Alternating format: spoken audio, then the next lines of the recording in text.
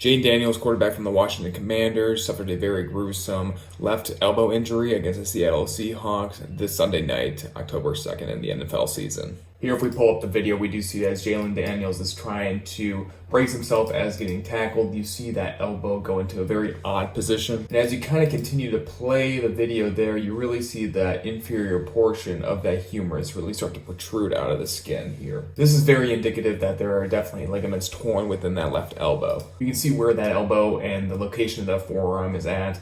There's definitely a compression, axial compression going through that elbow, as well as there's slight elbow flexion with a valgus stress where that forearm is going to be pointed more outwards. This is a very common mechanism of injury for a elbow dislocation. If we take a look at our anatomical model here, we do have our humerus, we have our radius, and then we also have our ulna, all making up that elbow joint. And then we also have ligaments that help support the elbow joint. We have the ulnar collateral ligament seen over here, going to connect that humerus and the ulna.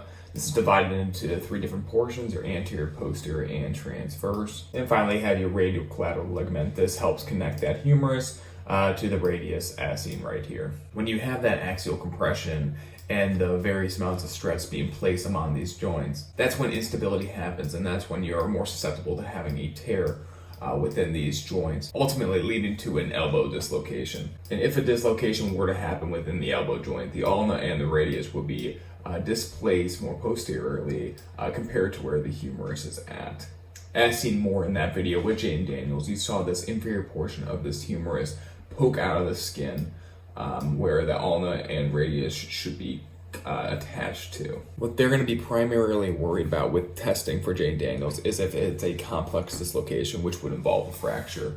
And a typical area where it could be fractured for these type of injuries would be that radial head seen right here. So right now the biggest question is if he does have a radial head fracture.